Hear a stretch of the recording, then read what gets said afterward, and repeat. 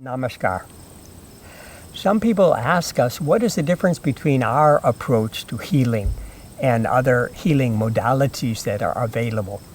And I would like to say that in this regard, we view the body as one integral entity. Body, mind, and spirit make up a human being. So in order for healing to take place, all three levels of our being have to be addressed. We cannot separate one from the other because they're all interconnected in one human being, human life. So if even on the spiritual level, if we're not in good health spiritually, it can affect our bodies and minds. Now that might be a little bit hard to understand, but a simple way to explain it would be lack of love.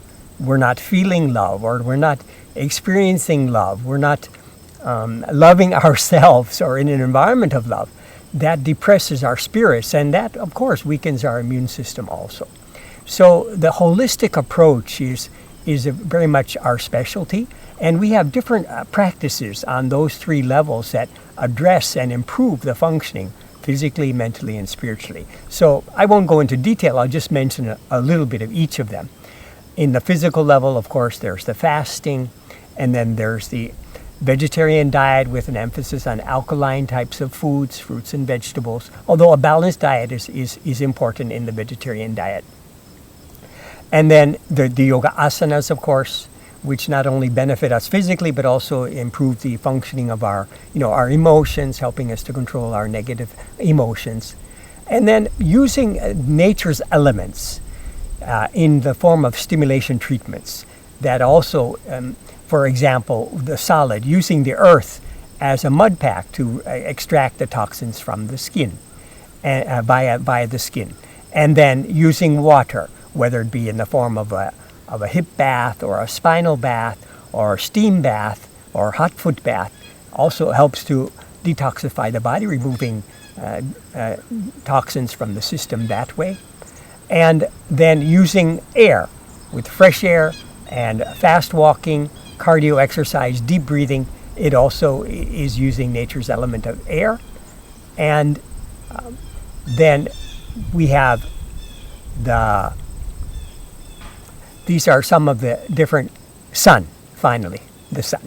Because the sun we use in the sun bath, and that also helps to free the body from different types of, especially for skin disease. So here on the physical level, and then coming to the mental level, the practice of the meditation, because meditation well done, it makes our mind calm, and more clearly we see our problems or what is the actual situation at hand, not what we're projecting into it, but our mind becomes more clear and more objective and more aware of how we deal, speak, and behave in every situation. So meditation on the mental level, and reading literature that will inspire us to live a life which is ethically based or morally based. This also improves our mental capacities and keeps our health on the mental level. And meditation actually overlaps, of course, into the spiritual, because as we have taught in this channel about the Bhavanam Kevalam, in meditation when we're using that mantra, Bhavanam Kevalam, or love is all there is, love is everything, love is the essence of all things. In a well done meditation, we're feeling a tremendous flow of joy inside. And that is the best and most important practice for keeping ourselves healthy, because it works on all three levels, physically, mentally, and spiritually as well. And then the other aspect in the spiritual level is the good company. Keeping the company of like-minded persons, those that are trying to evolve themselves, to make themselves better and better. And so, avoiding negative discussions or discussions on crude topics in the satsang, which is the name for good company in Sanskrit. We're talking about subtle things and uplifting things, spiritual topics.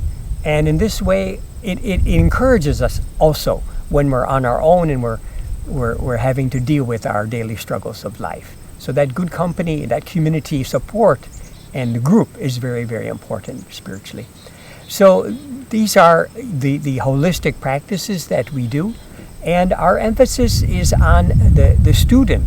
We don't call the person a patient, but more a student, that they take responsibility for their own health. Health is in their own hands because the body has its own healing energy, and its natural tendency is to be well, homeostasis. So we have to create that enabling environment through our physical, mental, and spiritual activities that keep the body perfectly running, allowing that innate intelligence of the body to keep itself well. So the emphasis is on personal responsibility. And yes, there's a mentor, there's a teacher, there's a guide, but it's not that we rely totally and completely on the guide. Rather, the guide coaches us, and then by doing those practices ourselves, we become our best, guide and our best healer ourselves. So this is the other aspect. And minimum of external inputs. If I can heal myself doing yoga asanas or meditation or the happy dance, the Bhavanam Kevalam. The Bhavanam Kevalam happy dance is also uplifting for our spirits. So the minimum of external inputs makes the healing process cheap and permanent, because we're actually using the body's own resources, which is what nature actually intended in the beginning before we had so many medicines and so on.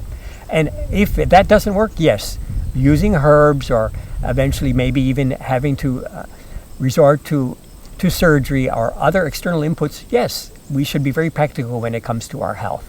But as far as possible, the natural way and using these practices, they will really go a long way in keeping us healthy all the way throughout our whole life. And that's the idea, that we keep our bodies in such a perfect running order that these practices become preventive type of medicine.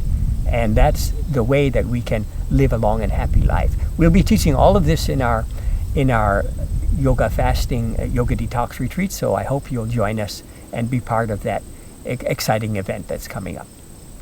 Thank you. Namaskar.